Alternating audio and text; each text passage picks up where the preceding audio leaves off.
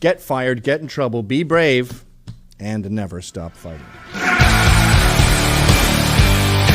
Violent protest over a speaker on campus here in New York City. He is apparently a Canadian writer, actor, comedian. He's the co-founder of Vice. Blaze Media no longer has a relationship with Gavin McInnes, and also YouTube decided to delete McInnes' account, leaving the Vice Media co-founder without any major social media platform. Yeah. Like Gavin is considered like a war criminal at this point. I know Gavin very well. So Anthony Cumia is part of Opie and Anthony, or he was part of Opie and Anthony. Opie and Anthony are no more. SiriusXM pulling the plug on Anthony Cumia this week for his seemingly hate-filled remarks on Twitter. Yeah, it's called America, you dumb motherfucker!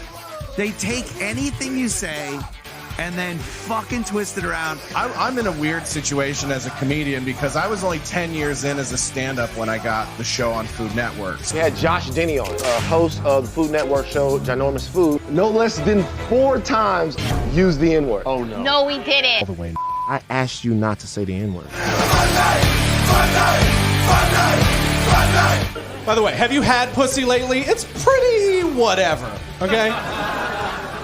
And you come back and you see them like, ugh, and you go, oh my God! Crowder took Dave Landau. Why can't I keep my midgets? Fuck!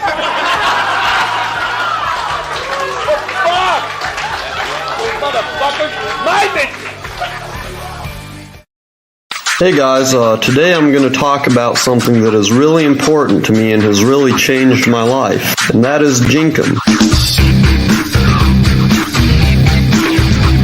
There's a new way for your kids to get high. They're using raw sewage. I couldn't imagine doing something like that. Sounds pretty sick to me. Honestly, they need to find something better to do with their life. Seriously. Something new, something stimulating, something different. There's a lot of people that say it's a hoax or it's not real or it's just made up or whatever. Now let's just get this out of the way first, so you can laugh it all off or whatever, You won't be laughing once you experience what I have and have your life change. But, it's human waste. It's, shit. Hey, a little human waste action for you here on a Thursday. What's up? I'm your host, Josh Denny. Welcome to the Jenkum podcast. Really exciting stuff this week going on. A lot of stuff we've had in the works for a long time, and I'm excited about. If you saw the trailer at the top of the show, I will be in Orlando, Florida for the first ever Censored TV live show. It'll be me, Gavin McInnes, Anthony Cumia, working fast and breaking shit. It's been a long time we've been working on these dates for the summer, and Orlando's setting to be a big show. I'm looking forward to it. Tickets are moving fast, but get them now. Meet and greet tickets are limited. The venue is not disclosed and won't be disclosed until the day of the show, so you have no idea the size of this venue, big or small. If you want to make sure you get to this show, you have to get your tickets ASAP. And obviously, if we'd love to sell it out and add a second show, but we're excited. I'm looking forward to it. And I'm also looking forward to this weekend, Saturday, May, 22nd? I mean, I can't even keep track of calendar stuff. 21st. Saturday, May 21st, I'll be speaking at the Walkaway event in Beverly Hills, which leads me to my guest for this episode. I've wanted to have this guy on for a long time.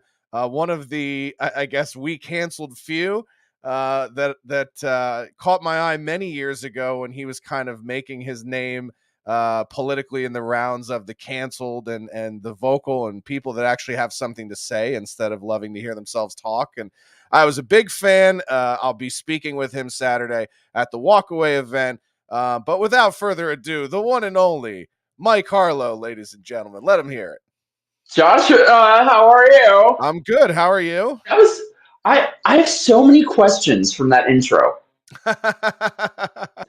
Mainly, is pussy whatever? Yeah, it's pretty whatever. I mean, I'm surprised to hear that. Yeah, I mean, there's a couple good places in Koreatown, but other than that, it's usually overpriced and it's not really worth the drive. So, is there what specifically is it like? The particular pussies, like old antique pussy or new pussies that are like they've gone downhill? Yeah, well, new pussy is terrifying to me. Like, and I should clarify, like, and yeah, anything after 19, it's like wine. Anything after 2000 is just, it's undrinkable. I feel it, dude. Like most dudes here, I steer clear of. They're just like throwing a hot dog down a hallway. Yeah, you're on the East Coast now, right? I've always been here. I've been stuck here this whole time. Set through the pandemic, or even before then. Well, I was lucky. I was like traveling with Walkaway for most of 2020, and then I got to come back here, and everything is shut down. There's nowhere to go, nothing to do. So no, I'm from here though. I'm from New York. Okay, so you were born and raised New York City. I'm an East Coaster as well. I grew up in Philadelphia and then moved to the Midwest for about 11 years, and then I've been on the West Coast now since 2009. So what is that? 13 years. So I get around a little bit. Is it horrible now on the West Coast? Mm-hmm. I mean, other than the fact that it's a complete post-apocalyptic nightmare, the weather's nice. We don't even have that. It's like it's almost June and it's still cold here. So Yeah, I'm just waiting to leave. I guess let's put it in perspective. There's a reason why the Walkaway event on Saturday is going to be in Beverly Hills and not Skid Row. I feel like it's all becoming Skid Row, though. Yeah, I mean, slowly but surely, it definitely feels that way. It definitely feels like the entire thing is becoming Skid Row. I mean, like, I like to drive around the city and like go to different places for lunch. I'll hang out with buddies and meet them at different spots around the city. And, there are very few places we can meet up for lunches or hangouts in LA where it doesn't look like the first RoboCop movie. You know what I mean? Like short of and quite frankly, the only reason we don't have barrel fires on every corner is because every usable barrel is being used to hoard oil right now. So,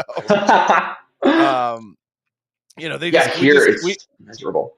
Yeah, I mean, we just can't afford to burn the good shit, without putting it in cars or whatever. But I'm looking forward to Saturday. It's my first event with Walkaway speaking. I mean, what am I getting myself into?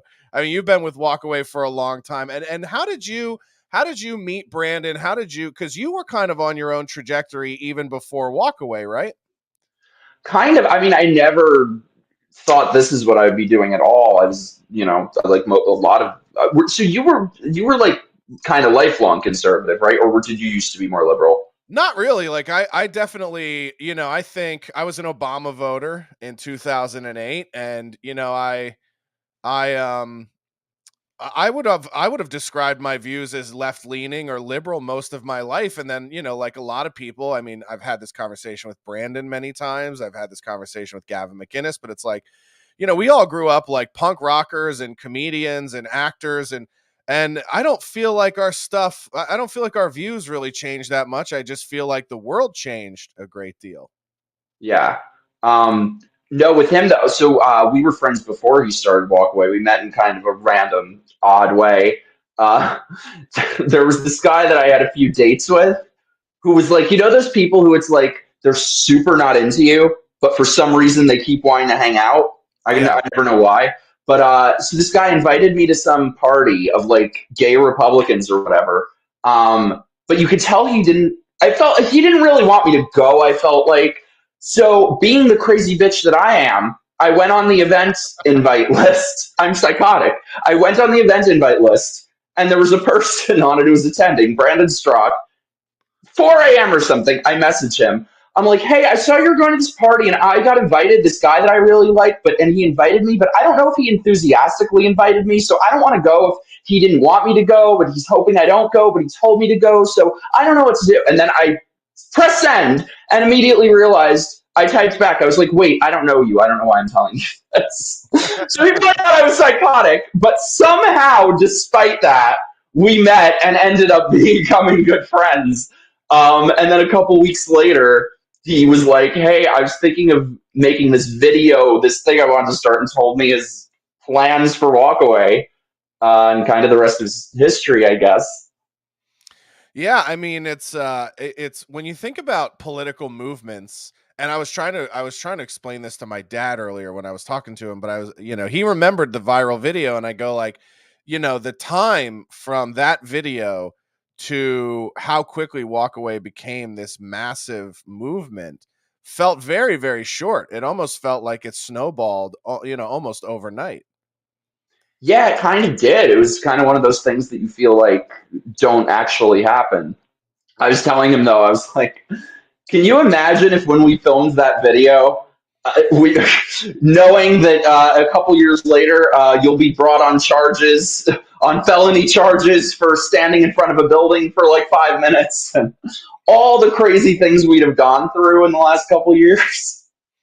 It's wild. I mean, it's so wild to see it. And what I think is kind of insane to me, and maybe you have some perspective on this, but it's like when you go on Twitter or Facebook and you see left-wing people talking about Republicans, it's like they still have this caricature in their mind of like the 1970s, 1980 Republican who's like this old white cisgendered racist homophobic male. And it's like, dude, that's not the Republican Party anymore. I mean, like, the Republican Party is culturally diverse. It's it's diverse in terms of sexual orientation. I mean, you're a gay guy. Brandon's a gay guy. I mean, there's so many of these prominent figures in the conservative movement. People like Christian Walker, Candace Owens, that defy that old school mentality of what Republicans are. And it's just kind of amazing to me. Like when people go like, well, what is the message? It's like, I think in a lot of ways, for me, the message is just like the Republican Party is not what they tell you that it is. And, I hope when people come to events like Saturday that they get a real exposure to that they see people like you speaking, Brandon speaking, Shamika speaking, and understand that like the Republican Party is not this white supremacist, old white dude party anymore. No, I mean, but that's kind of how Democrats operate always, though, is that they come up with a lie, then they market it and sell it to everyone and repeat, repeat, repeat. It's like they are able to do everything they can just through they've one tactic, repetition. That's it. They'll just repeat things until it's drilled into people's heads. And the thing is, people like me grew up believing that, and I was led to believe for most of my life that anyone who's not a crazy far left Democrat just hates me, hates gay people, Christians hate me, everything. And I believe that because I didn't know conservatives, I didn't know Christians. And what's funny is that my whole life, even because I always say I think this stuff goes way beyond politics, that my whole life, even as a liberal, I never fit in with like the horrible mainstream gays. Horrible. But now I know, oh, those are like mainstream liberal gays, and that's why. But what's funny is that the mainstream gays that make fun of Elon Musk's Asperger's. Yeah. Oh my God, that guy. Also, how great was it at the end of that video when he's like, "Thank God I met you organically, or else I'd be questioning this," and I'd be like, "You're a complete fucking idiot." Dude, first of all, it is my dream in life to be the Project Veritas honeypot. Oh, that would be so great, right? That is my goal. That, or I wanted to be like the decoy from To Catch a Predator. Remember that? Those people who were like 30 and would pretend to be 12 with the laundry basket. Adam Yenzer, comedian Adam Yenzer, brought up a really good point to me when he was on the. I don't know if it was when he was on the podcast or it was afterwards, but he said, the thing that nobody talks about on that show To Catch a Predator is that girl who's the decoy, right? Who looks 12 but is like 30, like she has a real life. She goes home to like a real boyfriend, and that guy hit the pedophile lottery. Like that guy gets to fuck the 30-year-old girl that will look 12 forever, and nobody's arresting that guy, and maybe we should. Arrest that guy. It was so funny. That was amazing. They all looked like lesbians, though. I mean, it was always the 30-year-old women playing like little boys. Well, that's what I always think is funny is like, everyone talks about like when people were talking about Trump, like, oh, he's always been around young women, but Trump has always been around women, even if they were younger, who were like mature looking, like sexually developed, like large boobs and tall and that type of thing. Why don't people bat an eye at so many of these guys on the left who have girlfriends that maybe are of age, but they literally look like 12-year-old flat-chested boys. And you're just Yeah. like, yo, that is suspect. Like, if your girlfriend looks 10, dude, you got to constantly be like, dude, she's 25. Maybe what you're doing is not that cool. No, they're horrible though. And did you see the video of when James O'Keefe confronted him in a restaurant? Yeah, I think so. Like after the video came out, he went and found him and confronted him. This same guy. It's so good. It's so good. And he's like lisping a mile a minute. He's like, this is very inappropriate. Oh, it's amazing. And it's like, it's the area I grew up in too. So I used to go to all these places and he's like running through them and it becomes like a full on chase where they're running after each other. Oh, it's amazing. And then he just starts going into random buildings. Like he goes into someone's house to try to escape James O'Keefe. That's hilarious. And then he's like, I live there. Oh, it's so good. But no, I was like watching that, and I'm like, God, this is why I need to move out of New York because like this is my dating pool. Guys like that. Oh, I know. That's got to be that. I mean, that's an interesting thing that I've never talked about with a guest on the show. Is like, what is it like being a gay conservative, and how much does that really pare down the dating pool? Because I will say, like, actually, all of my gay friends, now that I think about it, are conservatives. Comedian Ty Rivera. You, Brandon, I'm trying to think who else. I'm sure. Well, maybe not. No, I've got some gay friends who are comics here in LA that maybe aren't conservative. But yeah, I mean, but I imagine there's definitely, it definitely makes it a little tricky. Like it's probably, what I find amazing is that you'd have two people out on a date who being out was probably one of the most difficult things to deal with or to go through, and then now you're on a date with another gay person who can understand you and you go, I have to come out about something else. Coming out as gay is nothing now. I mean, please, nowadays I think it's probably harder to come out as straight. Yeah, I think especially for younger people. Yeah, if you come out as gay now, it's like the end of that movie Rudy. They hoist you on their shoulders, they carry you around on a football field. I don't know though. Maybe it's not enough if you're still a privileged cisgender gay man. If you're not, you got to be. It's a trans world. We're all just living in it. Yeah. Have you experienced that? Brandon was talking about that when he was on the show, where he said like even it's not you. It's almost like now if you're cisgendered and white, being gay doesn't matter at all in the eyes of the progressive movement. Oh no, these people hate you. They hate you. No, and you're like, we kicked the fucking door down for all this shit. No, well, so first of all, like I'm saying though, I always my whole life felt like something was very out of step between myself and most gay guys. Maybe I still don't know if maybe it's a New York thing or a blue city thing. Now I know those are like leftist mainstream gays because now is kind of like the first time in my life that I have a bunch of gay friends because they're not leftists. But I didn't know back then that it was because of that that was kind of what was behind it. But yeah, no, they're miserable. They're insufferable, just miserable people. They're all in a cult. It is like, there really is nothing, I don't think, that's as tightly controlled as the alphabet people, the alphabet industry. Yeah, they just give the marching orders. It's amazing. It's amazing that it kind of went from a club where it was like, we just want to be let in like everybody else. And then it was like, as soon as they got in, they velvet roped behind them and they're like, no, we're full. Now we decide who gets in. Because that's kind of the mentality I think that they foster in this toxic culture, like they just promote. I think the gay culture is like, because a lot of people sometimes people talk about like the lifestyle of being gay. And I feel like those are two very different things, that there's sexual orientation and then there's the lifestyle that a lot of people buy into where their life revolves around being gay and whatever, every single thing that they're told has to come with that. And they've been sold lies. Like they're going to end up alone and miserable at 40, having nothing but, cheap sex and being drunks, the drunk slut at the bar into their 60s. Yeah, I think it's interesting you talk about that because it is very much like there are those what's crazy to me is that does, like, West Hollywood's a great example, but like if you go through West Hollywood, it's almost like being gay is at the forefront of every gay guy's personality in that neighborhood.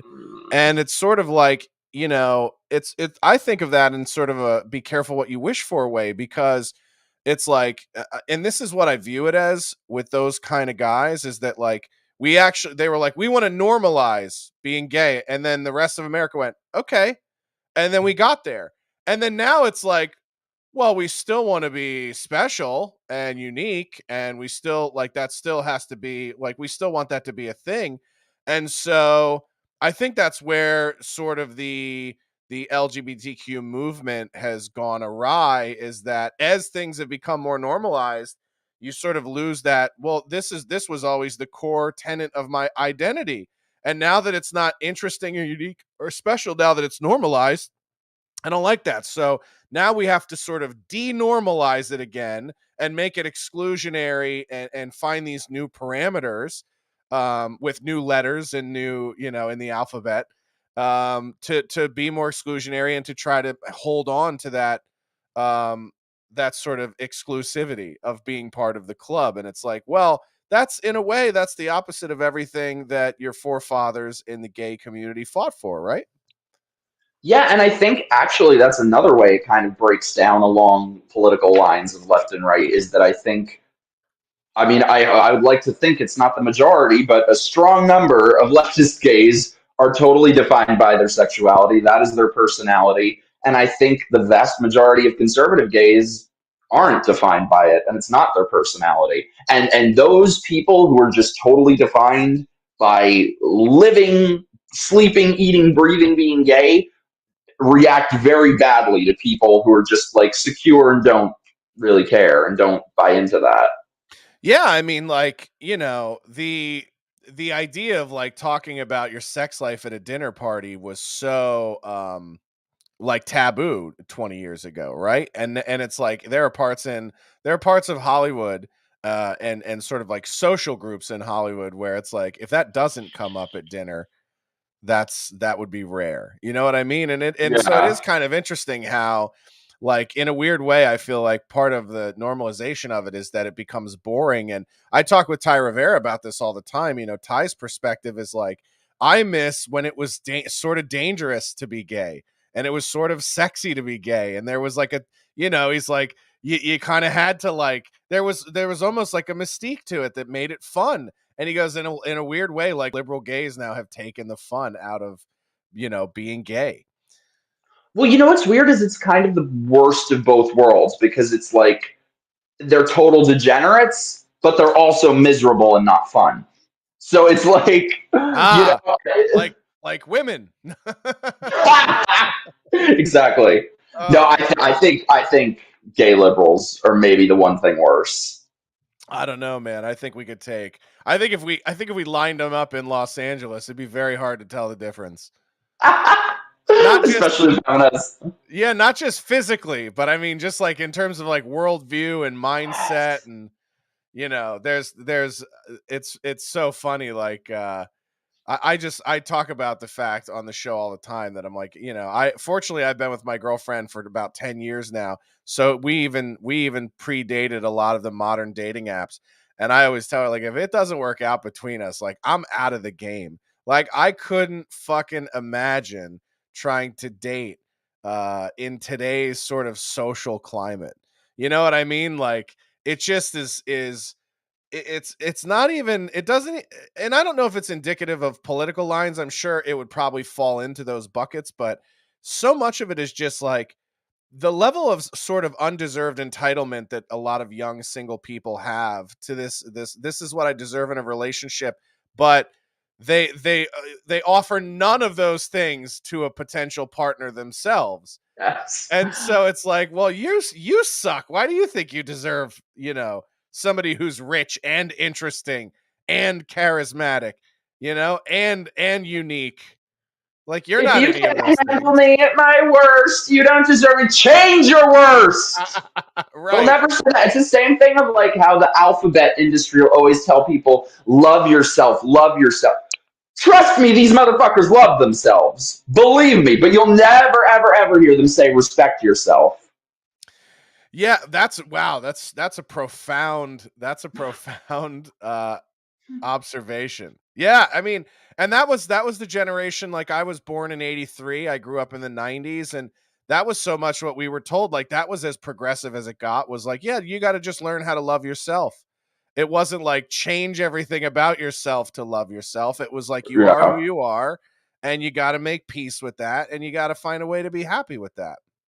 I swear, like they talk about normalize. I think we need to bring back stigmatizing things. Stigmas are good. I'm not talking about like being gay, obviously, but like other things.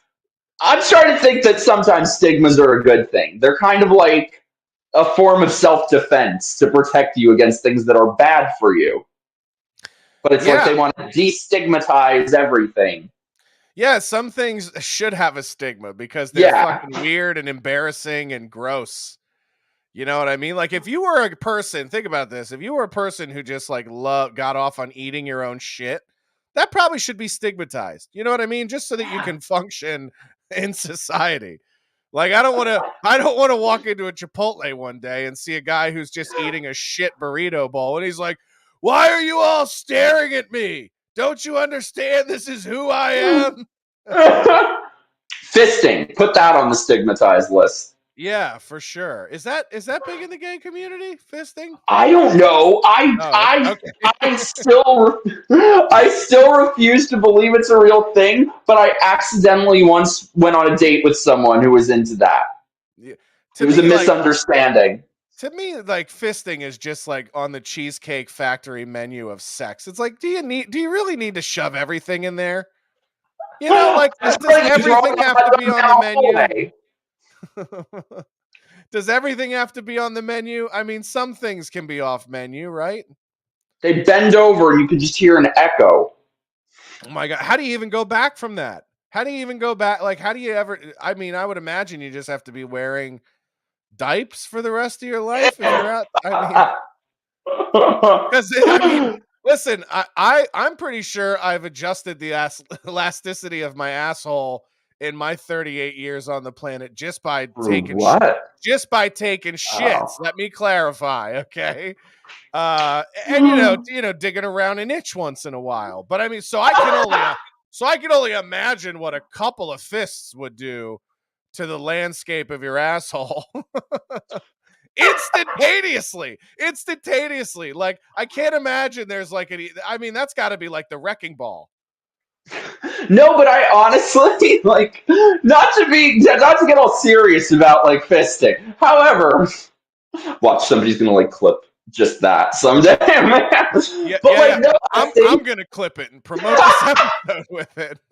No, but I think, and like I have friends who get pissed at me for saying this because you have to accept everything, especially when it comes to like anything sexual. But like I think there's honestly like something behind this that like because we accept everything because you have apps like Tinder and Grindr and stuff that like people have to just keep finding the next thing and it just has to keep getting fucking weirder and weirder and weirder. Yeah, I've actually found, I talked about this on a podcast yesterday. I've actually found that like there's actually, and I don't know, maybe you have some thoughts on this. There's this sort of new war on pornography that's sort of coming from both sides. Like, the super conservative religious right has always been anti-pornography, but now there's almost like this movement from women on the left against pornography because they think that it's, desensitizing men and making them sort of undateable and not, it's making the pool very shallow in terms of finding partners.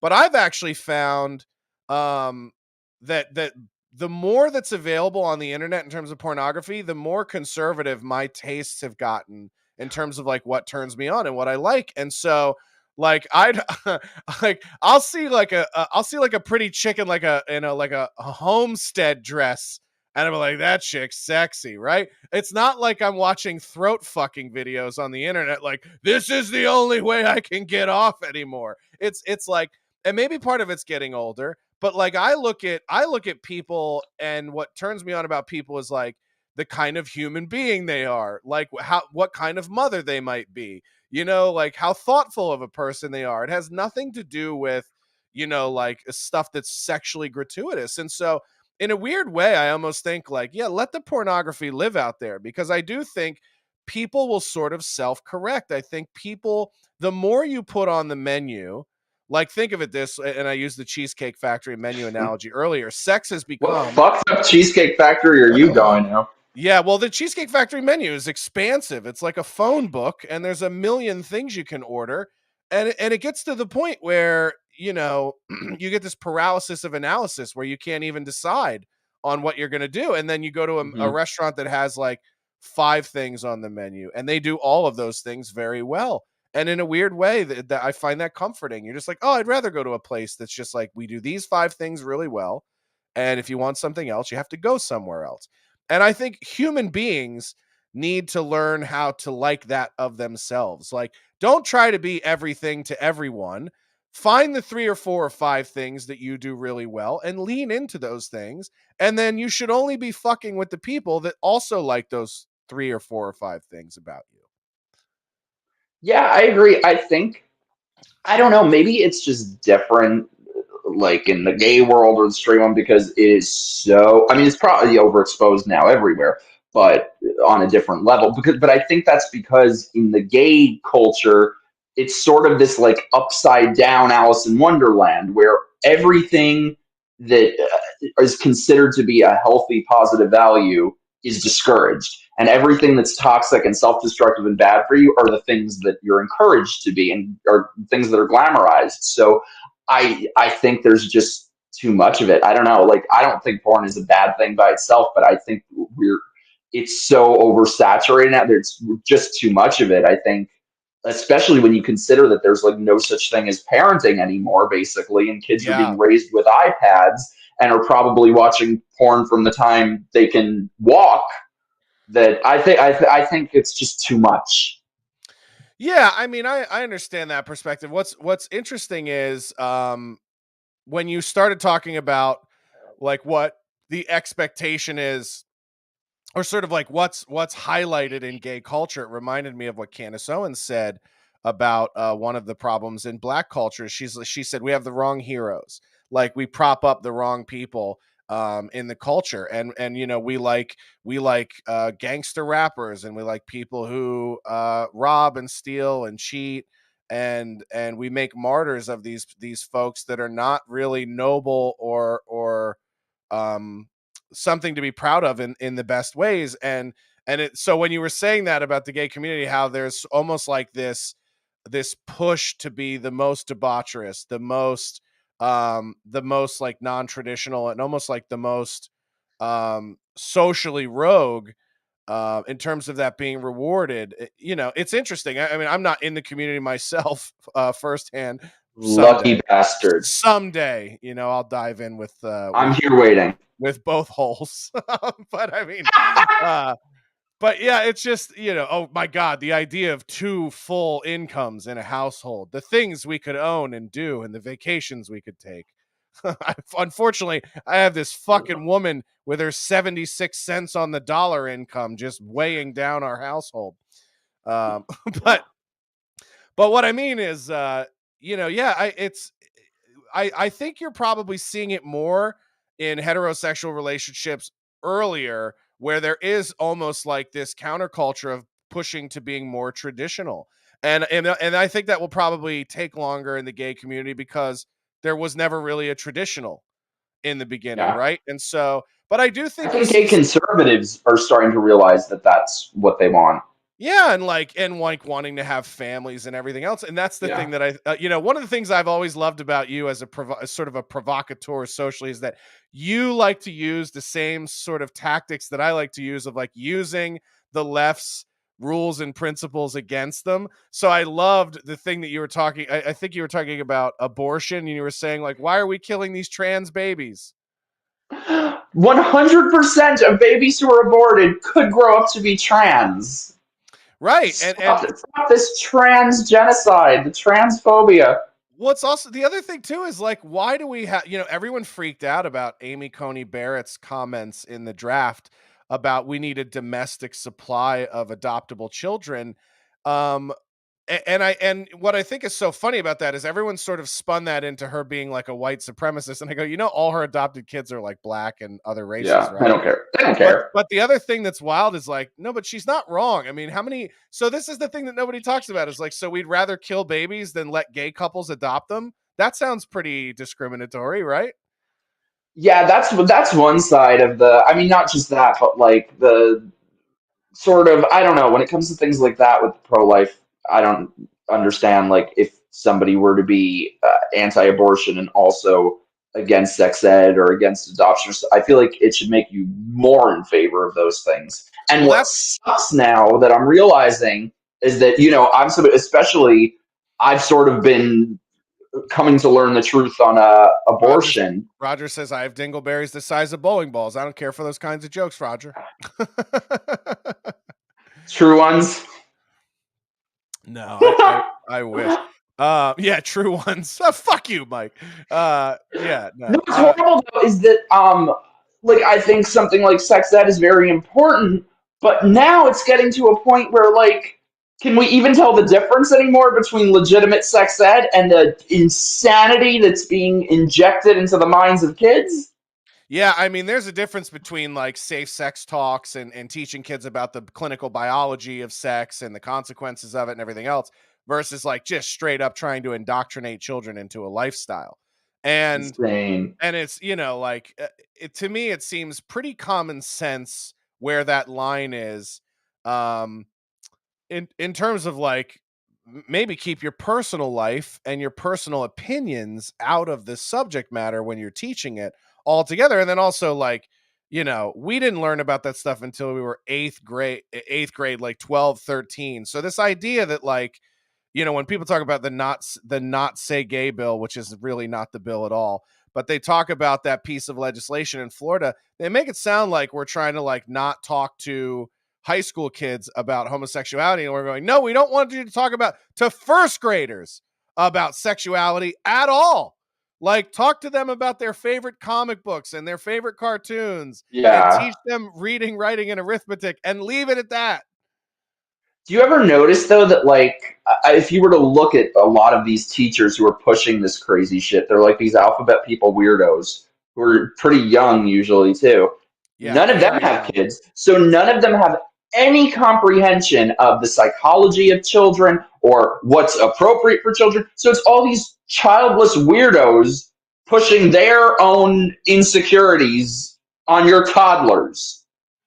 Yeah, I mean it's, that, and to me that just goes beyond that is the same as if we were teaching religion in schools in my mind. Like and I'm not for that. And I'm not a that's, and I don't know how you feel about this, but there are areas where I butt heads with the conservative right. Like I am very pro-life, but when right-wingers like, and we should outlaw birth control, I go like, what are you fucking talking about? I don't understand that. Like I feel like you should be more in favor of it. Yeah, I mean, I think Plan B should be at the counter at Walgreens next to the give a penny, take a penny. Like, I think it should be free and available for people. I think contraception is a great idea. And it's not only is it good for the environment, it's good. Like limiting the population is a good thing. I think we could do it without murdering unborn children. I think it's a pretty simple solution. And everyone talks about the old school rhetoric. Even Bill Maher on his show last Friday was like, nobody's talking about safe, legal, and rare now. The left is like, no, we want to be able to bash it in the head with a fucking bat like a baby seal when it's coming out of the puss, because that's a woman's right to choose. And it's like, whoa, when did it get this barbaric? And that's actually kind of what swung me to more of the pro-life view than my old school libertarian view, which was, well, we'll never stop it, so why have laws about it? And then Adam Yenzer was the one who kind of converted me and said like, well, why do we have laws in society in the first place, right? And if you go back and you look at the birth of civilization through ancient Rome, ancient Greece, Sumeria, the earliest recorded documents about civilization. Like, law essentially had three purposes. It was to settle disputes, maintain order, and uphold some sort of cultural morality. And so if we can't say that definitively human life has value in our culture, and that's not the baseline morality that our laws are based off of, then what are we doing? Why have laws about anything? No, it's insane. It's insane. And these people who are like, I think some people don't understand really how dire the situation is in this country right now and how much of an uphill battle it will be trying to restore any sort of semblance of balance of power. So like when people complain about something like DeSantis passing laws, like I look at him, he's one of the only people in office I see who gets it and is trying to do something about it. Like these people, it's like the ones who are so concerned with being appropriate all the time. And it's like they would rather watch this country burn than not get invited to a dinner party or two. The types who are always like, well, I don't agree with what the left is doing, but I'm like, no, there is no but. Those types who think, oh, well, like they love saying, oh, well, the government shouldn't get involved. I'm like, look around you the last few years. The government is involved. Maybe let's involve it in some way that would actually help the people it's supposed to represent. Totally.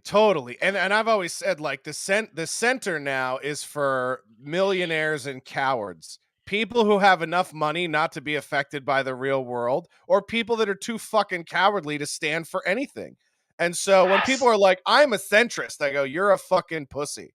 You're either a pussy or you're a fucking millionaire who lives in outer space who doesn't actually have to deal with the real world in any way. Or you're a communist enabler. Yeah, I mean, it's and that kind of like, it's the old saying of, evil prevails when good men do nothing. And so many people that are, I'm in the middle. It's like, no, there's no more middle. Like, there are definitively different perspectives on these political sides now, where, if you are in the middle attempting to abstain, you're going to get run over, because this country cannot continue to function with 50% of people abstaining from the cultural conversation, because the cultural conversation has gotten fucking wild and off the rails. And now, like the idea, like, don't talk about sex, forget about orientation. Don't talk about your sex life with my first grader should be something that 30 years ago, like, a teacher not only would have gotten fired for that, but they probably would have been executed publicly. You know what I mean? It's so much worse than that. How about double mastectomies for 12-year-old girls? How about hormones for kids? Like, it is so sick. And I mean, that's the reason that the media and the left did a very clever sleight of hand trick with that Florida bill and labeled it, don't say gay. They focused on the gay part of it. Sexualizing children is a big issue, but this gender insanity that's being pushed on kids is the issue. That is one of the most horrible things that's happening in the world right now, I think. They did that because they know that there's more consensus around issue. Oh, most people don't give a shit if you're gay. So they know if they throw that word in, these dummies will support it. And these morons who still want to say, oh, they're in the center. I think one thing that I definitely learned over the last few years is that if somebody is not explicitly fighting against this ideology, they will capitulate to it. Yeah, Rough Rider here. I'm old enough to remember when teachers were horrified if you knew anything about their personal lives. Yeah, what was that? Remember back in the day when you'd be like out having dinner with your parents and you'd bump into your teacher and you'd just have to pretend you didn't know each other? Like, your teacher would be like, you didn't see me here. And you'd be like, you didn't see me here. You know what I mean? It was just like, there was this sort of unwritten code of like, don't, like, you shouldn't know anything about your teachers' personal lives. Do you remember, like, the most sexuality in the classroom when I was a kid was when we would type into the calculator so it would say boobs. I know. Like, well, I remember when they taught us how to put condoms on a wooden penis or something when we were in. Nobody ever taught that shit to me. I'm like, where was I that day? Yeah, I remember we I remember we had that in health class. This was probably like 98, 97, when they were teaching. I think we were freshmen in high school when they were teaching us this. So this would have been like 1996, 1997 for me. And I'll never forget, like, I had this friend, Jerry Lawrence, he was so good at being like sounding like a dumb kid who didn't know anything, but he was being so funny.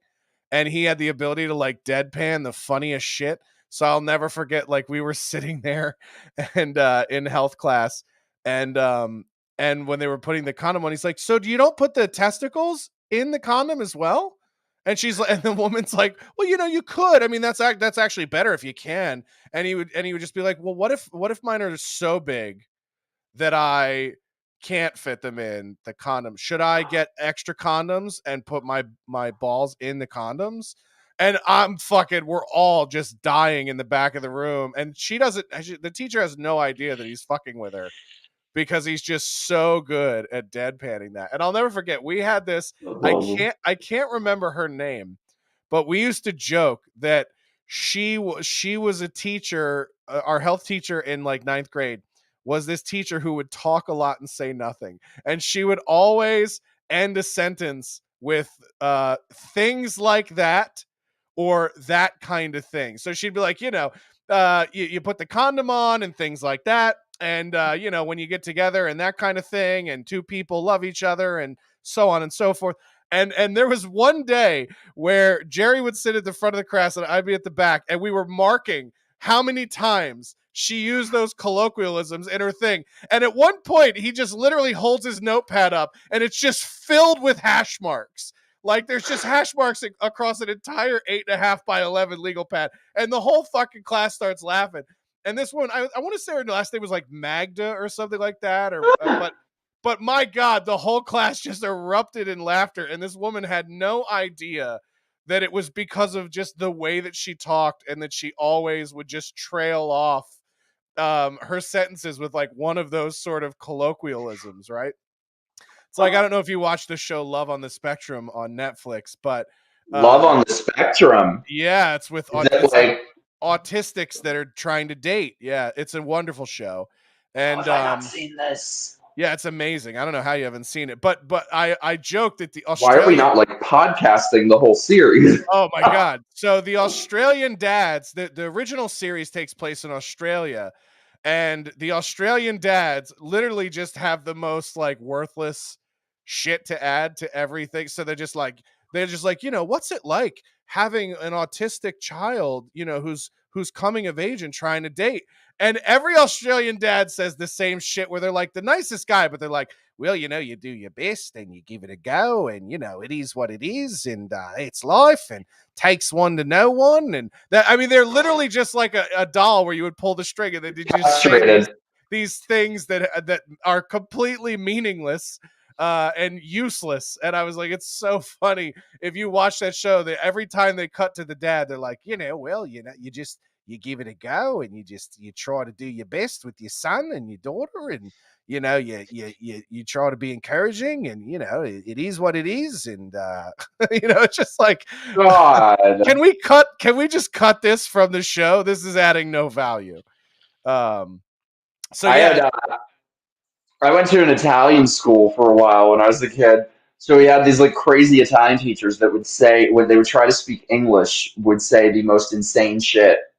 I had this one teacher, I think it was the health teacher, and she's talking about like cats or something. And she was like, if you see a pussy and you think, oh, it's nice pussy, I must touch the pussy, I must touch the pussy.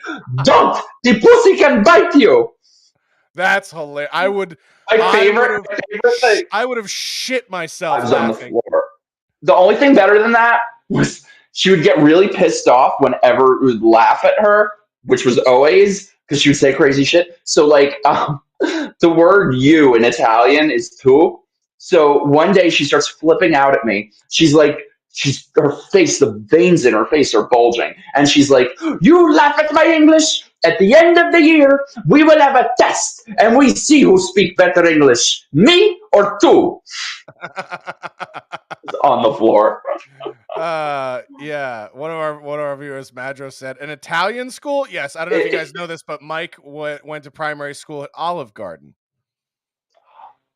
How dare I did not know that there would be hate speech on this show. How dare you? And I'm jealous because if there was an Olive Garden elementary school, I'd be going back in like Drew Barrymore and Never Been Kissed.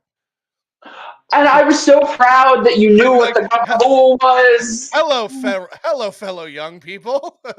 That's me. If Olive Garden had a primary school.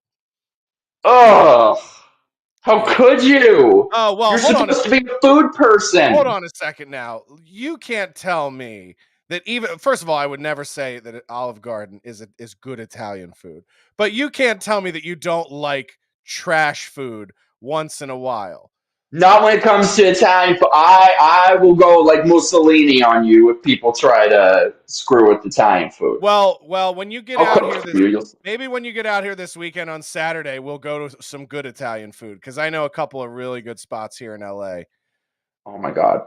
Now you're speaking like porn for me. That's my version of porn. Yeah. Oh, me too. I've been in a relationship for 10 years. I get way more excited about food than sex, and she does too.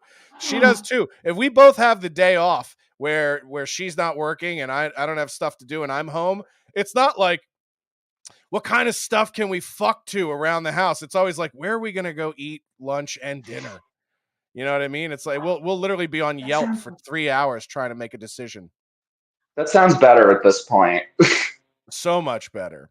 So with Saturday coming along with the walkaway event, have you thought at all about like what you're going to talk about and what again? Like I joked that I was like, I got to be a little. I was joking with Brandon. I was like, you guys might have to rein me in a little bit because I'll go from like passionate speech to like the Buffalo shooting was a government agent. You know what I mean? Like, which I fully believe, by the way. I just think I'm a little behind on that story. I need to catch up. I'll just say this. I think it's interesting that we are 6 months out from a midterm election that everyone knows the Democrats are going to lose by a landslide. And I think it's interesting now that we're talking about women's right to choose and white supremacy. Isn't it amazing that we've just had a couple of incidents now in the last month that are going to make all of the campaign stuff going into the midterms about stopping domestic white supremacist terrorism and preserving a woman's right to choose or murder, if we're going to be honest about it. So they suddenly know the definition of woman real quick when it comes to abortion. It's they just learned like, real fast what a woman is. Yeah, that's why I say, like, if you're somebody who still claims to be in the middle, you almost have to not even be paying attention at all because the arguments are so intellectually dishonest that they don't hold up for more than 5 seconds. You go, we need to preserve a woman's right to choose. And you go, what's a woman? And they go, and then you go, okay, so we're done. I think we're done here. And let's not forget that the bodily autonomy, my body, my choice people supported segregating people like me for the last year and a half. Yeah, and for not wanting to wear masks or not getting vaccinated or any of those things that came up over the past 2 years. So yeah, you know, it's they can screw off and keep their legs closed as far as I'm concerned if they supported that shit. yeah, exactly. I mean, that's why I said, like, to be in the middle still, you have to be completely disconnected from reality.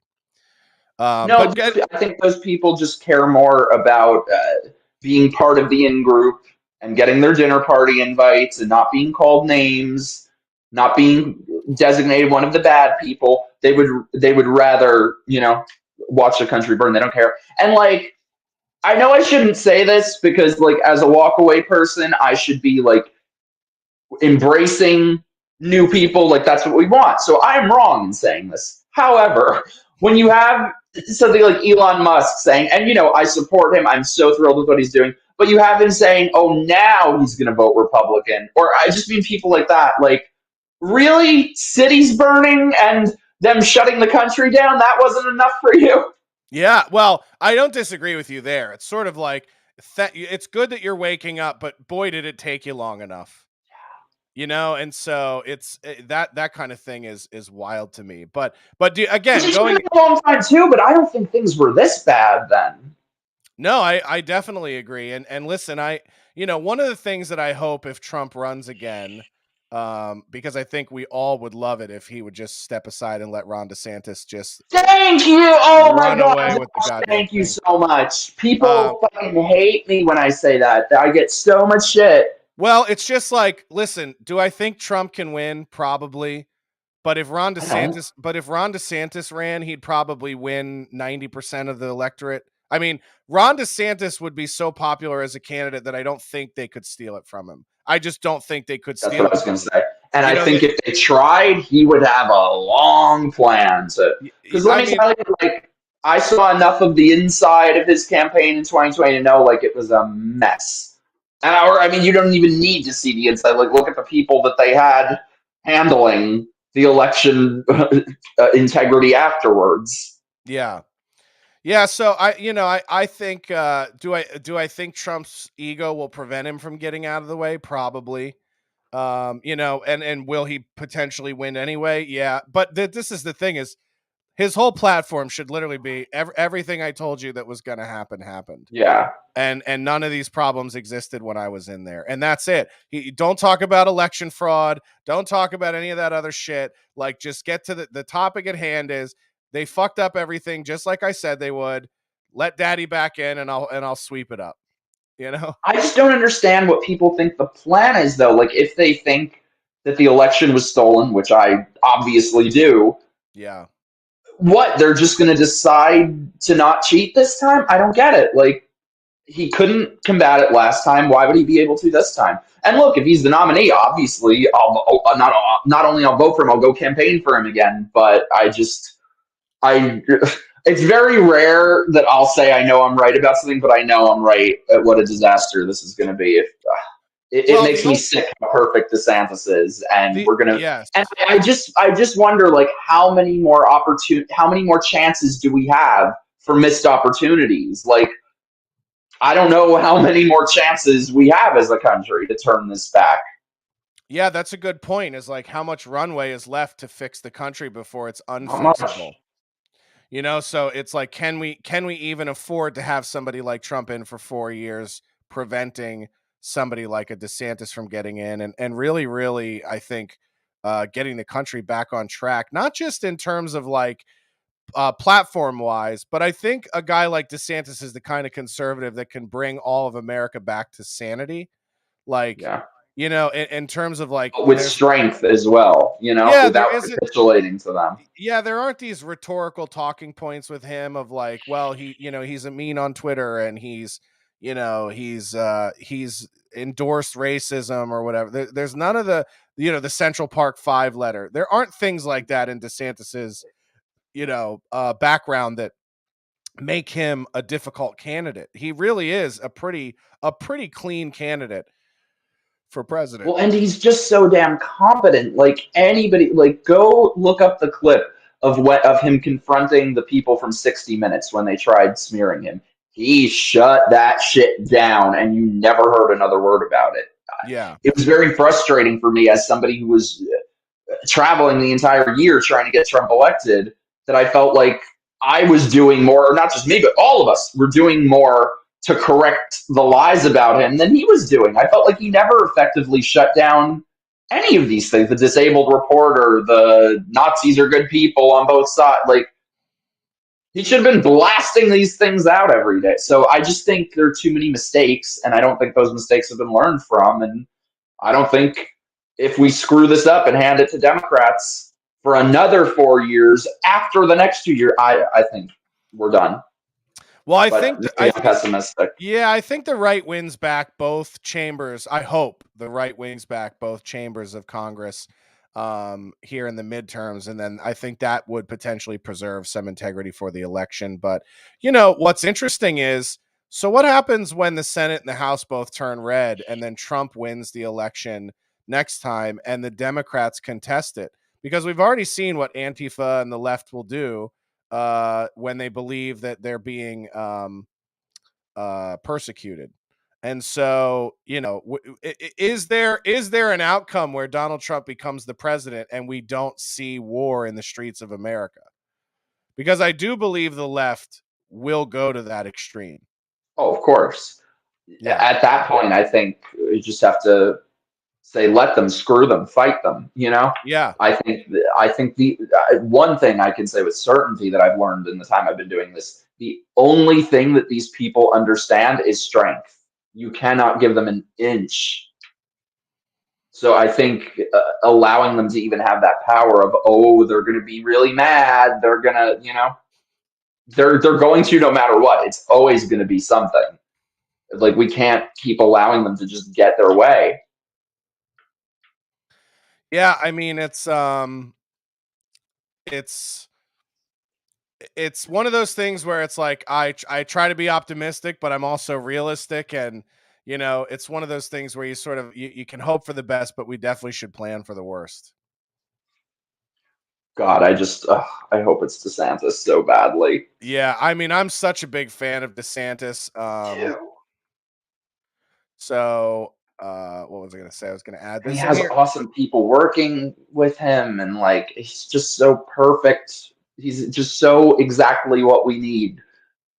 Yeah, I mean, of course he isn't gonna even run. Yeah, he's not 1,000 years old, which call me old fashioned. I kind of like a younger president. Yes, especially after this one. Yeah. Oh God, this guy. Talk about somebody whose asshole has lost all elasticity. What a great callback. What a great way to wrap up the main show. All right, guys. So, go to walkawaycampaign.com. You can register for the event on Saturday in Beverly Hills. Do it. Like all all events. With yeah, you can come see me and Mike talk about. We're just going to talk about dating and autistics and fisting on Saturday. I'm going to go watch that show tonight. It sounds spectacular. It really is, and I'll tell you, you'll go for the comedy, but you'll stay for the tugging of the heartstrings, because it is a very sort of like heart-bending show, in the sense that you're sort of watching these people who have autism, and they still want love and are good people, and it's sort of one of those things where you're just like, boy, why do they understand what it means to be a good partner more than most regular people, right? So it's a good show. There's actually a Love on the Spectrum US that just came out, so I'm excited to watch that. I'm sure it's way worse, because I'm sure it's like take all of the nuances of being an autistic and then add in being a shitty entitled American on top of it. Yeah. I can only imagine it's a perfect storm of narcissism. What am I gonna have to hate watch then, though, if it's not? Yeah, I can only rewatch Smash so many times. Is to hate on it? Have you seen Smash? No, you're straight. Of course you haven't seen Smash. First of all, hold on a second. I live in Hollywood, so yeah, I watch a couple episodes of Smash. Let's not. Yeah, I've seen it. Nashville. I've seen all the singing, scripted shows. Glee. Glee gave me AIDS. That is I will bang dudes, I will marry a dude, but Glee, that is just a little too damn gay for me. That's too gay for everyone. Yeah. Right? Even Ryan Murphy probably goes back and watched that now and is like, ew. Oh, I'll tell you some shit about that asshole on Saturday. Ooh, that sounds fun. All right. Well, if you would like to see spilled tea, go to walkawaycampaign.com. Register for Saturday's event so you can get the location and come hang out with us. Mike, you got anything else you want to plug before we get into the bonus show? Yeah, my stuff. Follow me on the Twitters. I have beaten my Instagram ban, which is cool. So I'm on Instagram at Sleepy Harlow _. I had to add the stupid underscore to get out of the cycle of them banning me. Yeah. And I have a YouTube channel that's just my name. It's been a little bit barren, but I'm working on a bunch of stuff. I have a series that I'm putting out every week in June, telling the truth about different segments of the alphabet people. So it's called Dark Side of the Rainbow. Ooh, what a great name. Thank you. What a so yeah, great I'm excited name. for that. So yeah, subscribe to my channel. I'm like working on it. Very cool. We'll get out of here and get into the bonus show. If you guys would like to watch the bonus show, head over to Rockfin. You can check out the full episodes on Rockfin. Otherwise, bonus show, if you want to see it when it comes out, you can go to my locals page, joshdenny.locals.com. It's kind of like Patreon for people who are at risk of being canceled. So we had to make our own thing. Join my locals too. MikeHarlow.locals.com. Yeah, there you go. Yeah, go see. I can build that up more too. I'm bad at this. Yeah, we'll actually I'll send you the file and we can put it up on both of our locals so people can tune in and check it out there. But otherwise, if you are watching on Rockfin or if you have Rockfin, head over there and you can stay watching us. Until next time, everybody.